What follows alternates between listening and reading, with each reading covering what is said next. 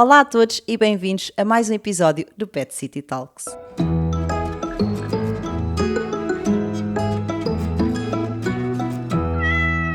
No episódio de hoje vamos falar sobre a importância de uma boa nutrição desde os primeiros meses de vida até uma fase adulta. Vamos ainda falar sobre como esses cuidados vão ajudar a prevenir um dos maiores desafios da medicina veterinária, o excesso de peso. E para falar sobre este tema, hoje temos connosco a doutora Leonor Valente, médica veterinária da Royal Canin. Muito bem-vinda, doutora Leonor. Olá Carolina, obrigada pelo convite. É um gosto estar aqui com vocês a falar de uma coisa tão importante que é efetivamente o excesso de peso e a obesidade nos nossos animais de hoje e como é que isso pode afetar a vida deles, desde a idade pediátrica, digamos assim, até à idade adulta, e a importância que tem a nutrição nesta prevenção do excesso de peso e da obesidade. Obrigada a nós. E vamos começar já então aqui pelo início, pelos primeiros meses de vida. Quando nós temos um cachorrinho ou um gatinho em casa, quais são aqueles primeiros cuidados básicos que devemos ter a nível de nutrição? Quando nós trazemos um gatinho ou um cachorro para casa, muitas vezes o que fazemos é, vem para a casa nova e eu vou-lhe mudar o alimento. Até estou a pensar mais nos animais, nos cachorros e nos gatinhos que vêm do criador. E a primeira coisa que eu faço, agora vou-lhe mudar o alimento. E temos que ter muita atenção nisso, porque essas mudanças bruscas de alimento podem depois provocar diarreias, vómitos, porque o sistema digestivo ainda não está completamente desenvolvido, ainda é um sistema que é imaturo e estas mudanças bruscas de alimento podem não correr bem. Mais no sentido de animais que possam estar a fazer um alimento que não seja um alimento considerado de grande qualidade. Pronto, e a pessoa tem a tendência de, não, eu quero lhe dar o melhor, então vou mudar. Mais vale eles virem para casa e ficarem a primeira semana a comer esse alimento, adaptarem-se à nova casa, não esquecer que trazer um animal de qualquer ambiente que seja para um ambiente novo, esse animal perde todas as suas referências espaciais, referências sociais e de repente está num sítio novo em que não conhece nada. E só por si isso é muito estressante. Portanto, se ainda lhe vou mudar o alimento em cima disso, é mais uma coisa. Mais um acontecimento. Sim, então mais vale manter o alimento que ele estava a fazer, mesmo que não seja de uma qualidade tão boa, que não seja um alimento considerado super qualitativo para aquele animal, e depois fazer uma transição para um alimento que seja de maior qualidade, adequado àquela fase da vida, e uma transição que seja feita como é suposto ser feita, que é gradualmente, mínimo 7 dias, ir pondo um pouco do alimento novo misturado com o que ele está a fazer naquele momento e depois ir aumentando a quantidade desse novo e reduzindo o que está a comer atualmente até chegar só a estar a comer o alimento a nova alimentação. E isso, um mínimo de 7 dias para fazer essa transição, é o que recomendamos. Ok. Aqui a nível do que estava a falar agora, da importância de escolher uma boa alimentação e de apostarmos numa alimentação de qualidade, qual é que é esta relevância para uma boa aposta numa alimentação? Então, nós sabemos que o que comemos, ou neste caso o que os gatinhos e os cachorros comem nesta fase pediátrica pode ter um impacto importante naquilo que depois vai ser o animal adulto. E como estamos a falar de animais que estão em crescimento, as suas necessidades não são exatamente iguais às necessidades de um animal adulto. Portanto, pensemos num animal em crescimento, os tecidos estão todos a crescer, os órgãos estão todos a crescer, o animal em si está todo a crescer, portanto, as suas necessidades são superiores às do animal adulto, quer em termos de energia, quer em termos de nutrientes, proteína, gordura, hidratos de carbono, o cálcio e o fósforo também. Hoje em dia já não é tão comum, mas antigamente suplementava-se muito o alimento em cálcio. Além do alimento, as pessoas suplementavam com cálcio para pensar os ossos fortes e vai ser um cão forte e etc. Se o cão ou o gato, se estiver a comer um alimento que seja equilibrado, de qualidade, adequado para a sua fase da vida, não há por que fazer esta suplementação. Esses alimentos já têm as quantidades de cálcio e fósforo necessárias para eles crescerem saudáveis, porque depois, se eu faço essa suplementação, os cachorros e os gatinhos não têm a forma de absorver o cálcio é diferente da dos adultos e depois há uma maior absorção do que é suposto e isso pode me dar problemas a nível ósseo, em vez de ter o resultado que eu quero, que é que sejam um cão e um gato saudável, acabo por ter problemas se o cálcio estiver em excesso. Estava a fazer referência aos nutrientes, pode-nos dizer quais é que são efetivamente os principais nutrientes que devemos ou que não devemos dispensar nesta fase dos cães e dos Sim, gatos? nós podemos pensar nos que eu estava a dizer, por exemplo, proteína, pensar em proteína de alta qualidade, que seja altamente digerível, os hidratos de carbono também que sejam altamente digeríveis. Normalmente nesta fase apostamos em hidratos de carbono como, por exemplo, o arroz, que é um dos mais digeríveis. É tal história, se eles têm um sistema digestivo que não está ainda completamente desenvolvido, então eu quero ajudar a dar coisas que sejam fáceis de digerir e absorver. Pronto, neste caso o arroz seria um hidrato de carbono ideal. Energia, aí vamos buscar à gordura, não é? Onde vamos buscar os animais adultos também. Depois há algumas coisas que podemos ter em conta, por exemplo, se são animais em idade pediátrica, são animais que estão em desenvolvimento cerebral, numa fase de desenvolvimento cerebral bastante importante, e aí podemos pensar em ácidos gordos, como por exemplo o DHA, que é super importante para o desenvolvimento cerebral, também a nível ocular, a nível da retina também é super importante para não termos problemas mais à frente. E vitaminas, por exemplo, também me ajudam no sistema imunitário, vitamina C, vitamina S, devem estar no alimento. O sistema imunitário também é um sistema que não está totalmente desenvolvido ainda nestas primeiras fases, portanto, se eu puder dar alguma coisa a nível nutricional que me vá dar suporte ao sistema imunitário, faz todo o sentido tê-lo no meu alimento.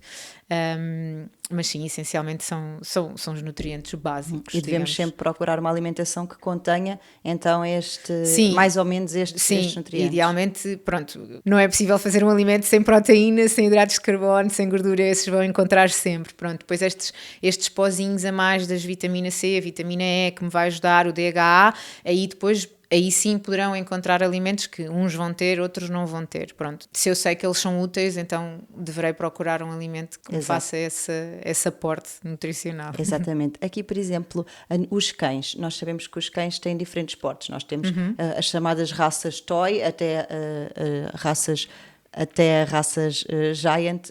Devemos adaptar a alimentação consoante o porte do cão, correto? Sim, isso é uma coisa que eu acho que passa ao lado a muita gente, a muitos tutores, digamos assim, e é a razão pela qual a nossa gama é tão extensa e tão extensa nesta idade pediátrica. Se formos a qualquer loja, vocês vão ver que têm o alimento para cachorro XS, S, M, L, XL, exatamente porque o que é que acontece? Estes cachorros têm curvas de crescimento completamente diferentes, ou têm ritmos de crescimento completamente diferentes. E também se calhar precisa uma preocupação diferente a nível articular. Exatamente. Além de terem essas sensibilidades que são diferentes também, específicas de cada tamanho, têm ritmos diferentes. Então, por exemplo, os cachorros mais pequeninos, ou os cachorros de tamanhos mais pequeninos, o que acontece é que eles têm um crescimento muito intenso inicialmente e depois, obviamente, continuam a crescer até atingirem o seu peso adulto, mas de uma forma mais lenta. E então eu vou querer um alimento que seja, para estes cachorros, numa determinada fase, mais energético. Enquanto se eu estiver a falar de cachorros, e já para terminar aqui a parte dos cachorros pequeninos, de tamanho pequeno, estes cachorros atingem a sua idade adulta aos 10 meses, 8 meses, consoante o tamanho. Portanto, chega a essa idade e eu posso mudar para um alimento adulto. Enquanto nos cachorros de raças grandes, por exemplo, se eu estiver a falar de uma raça XL, um grande Anois, ele pode crescer até aos 18, 24 meses de idade. Portanto, são 2 anos de crescimento. É praticamente o dobro do tempo. São 2 anos de crescimento que eu tenho aqui. Então, eu não posso, apesar de eles chegam ali a uma altura em que já são grandes e nós pensamos, bolas, já está mesmo grande, isto já é um animal adulto, e muitas vezes caímos no erro de vou mudar para um alimento adulto, esse alimento não vai ter todos os nutrientes que eu preciso para aquele animal que ainda está em crescimento. E para voltar à parte das curvas de crescimento e dos ritmos, enquanto os pequeninos têm este crescimento muito intenso e depois a branda, os de raças maiores, o que acontece é que têm este crescimento, pronto, é um crescimento intenso, obviamente, porque eles atingem tamanhos enormes, mas é uma curva muito menos acentuada, portanto vai aumentando ao longo do tempo, pronto, até atingir o seu peso em adulto. Portanto, não tem esta concentração, pico de crescimento logo ali no início. E isso é importante depois em termos dos nutrientes que eu estou a aportar, da energia que eu estou a aportar, mesmo a nível de tecidos, o tecido muscular, o tecido ósseo, o tecido adiposo, crescem em períodos diferentes em animais de maior porte do que comparativamente a cachorros de menor porte. Portanto, tudo isso são coisas que são importantes ter em conta, e exatamente por isso é que a nossa gama é tão específica para cada tamanho, para termos a certeza que está a aportar os nutrientes necessários para aquele tipo de crescimento. Mas depois, numa fase adulta, é importante continuarmos a adaptar a alimentação, neste caso ao porte do cão. Sim, exatamente, porque depois, pronto, entram as tais sensibilidades que referimos há pouco. Então, eu sei que cães de maior porte, por exemplo, têm uma sensibilidade muito comum, que toda a gente sabe, que são as articulações, exatamente pelo seu tamanho. As articulações estão mais sujeitas a stress do normal, do dia-a-dia, do peso do animal, portanto sofrem maior desgaste, e então faz sentido eu ter um alimento que já tem essa preocupação e que tem, por exemplo, nutrientes como a glucosamina e a condroitina, que me vão fazer essa prevenção ao longo do tempo, pronto, para eu chegar a uma idade mais avançada com conforto articular, digamos.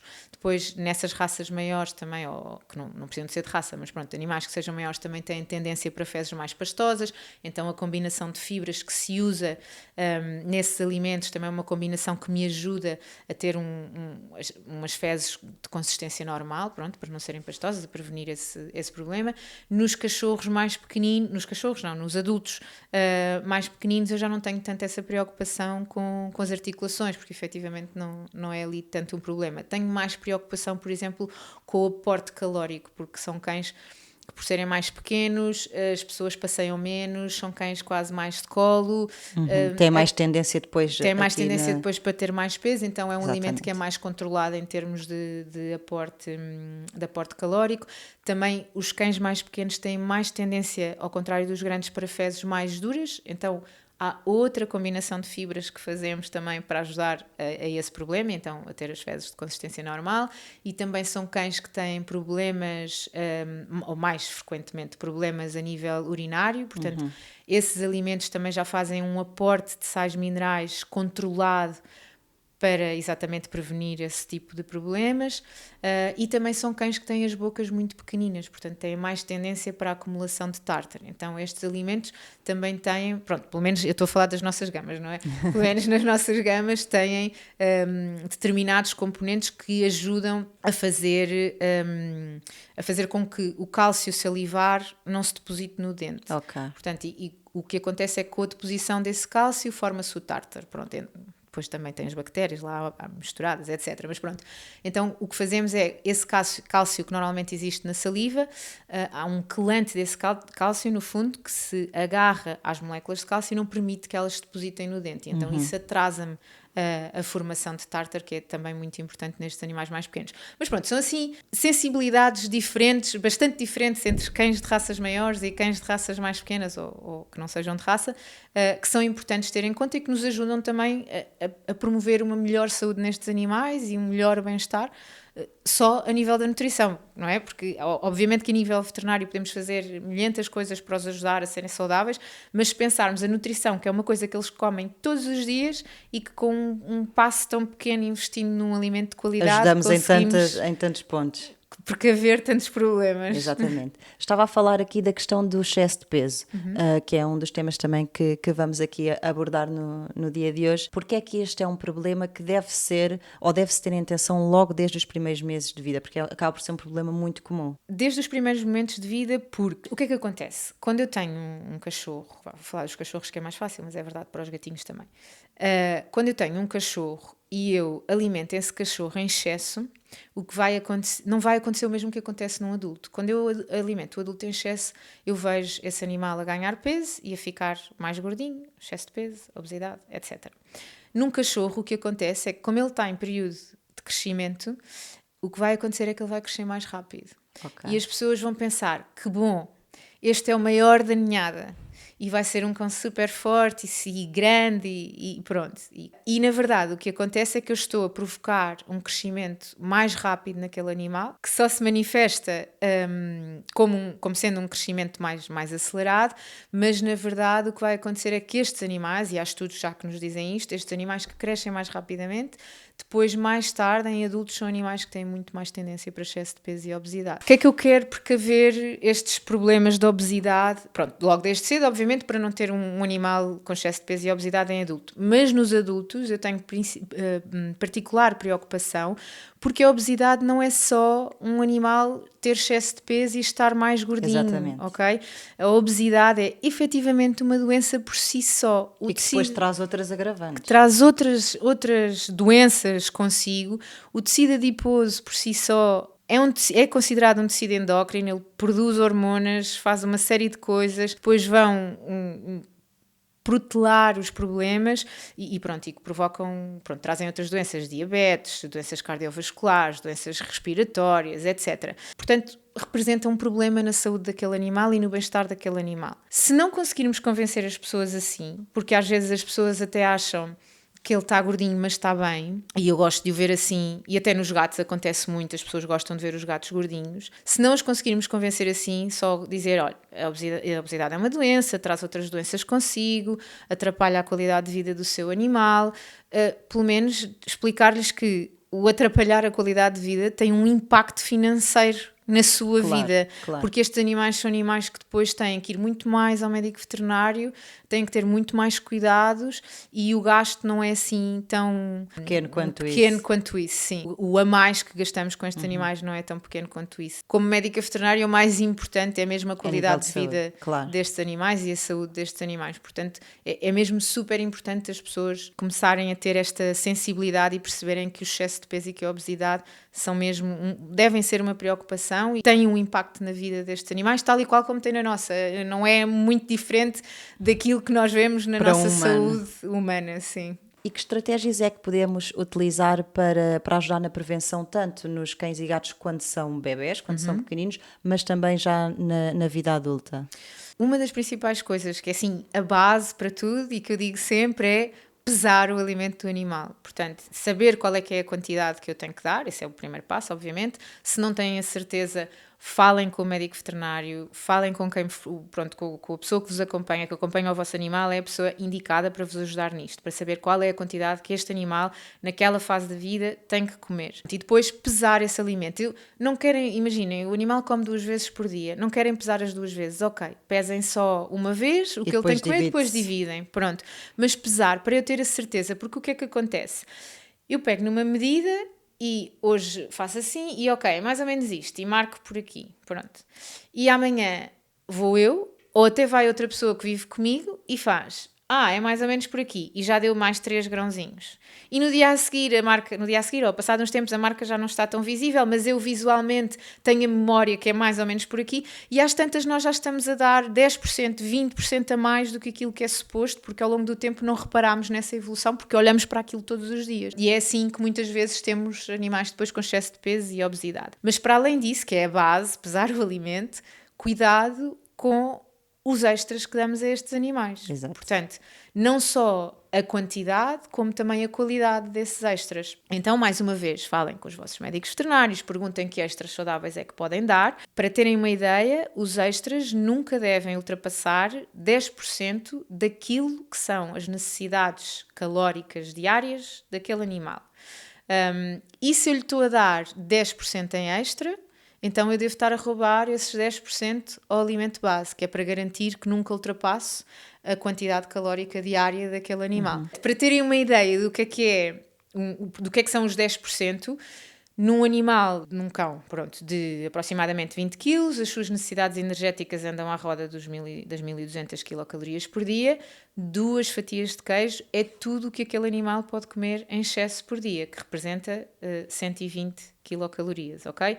Para terem uma ideia, porque às vezes nós damos uma coisinha aqui e depois não somos só nós, depois vem alguém por trás e dá mais uma coisinha, eu não vi, já não estou a contabilizar o que aquela pessoa deu, aquela pessoa não sabe o que eu dei, portanto também não está a contabilizar. Portanto, é super importante, principalmente, obviamente que há animais saudáveis que não têm tendência para engordar e ok, podem comer... Ou que fazem muito exercício, que são cães que passam muito tempo na rua. Sim, pronto, e então aí a preocupação não é tão grande, mas nas pessoas que vivem na cidade, em que isso não é o mais comum é ser um cão de apartamento que vai à rua 2 vezes por dia, com um exercício limitado, aí sim é muito importante nós termos esta noção das calorias Pronto, e contabilizá-las efetivamente. E como é que podemos identificar que o nosso animal está acima de peso? Porque, como falávamos há bocado, há portes, no caso dos cães, há portes diferentes e um cão de 20 quilos, baixinho e gordinho, depois pode haver um cão de 20 quilos, alto e magrinho. Ou seja, é um bocadinho às vezes difícil conseguirmos perceber se o nosso cão está só robusto ou se efetivamente está acima do peso. Sim. Como é que nós podemos identificar Então, esta questão? nós temos formas de o fazer, não é?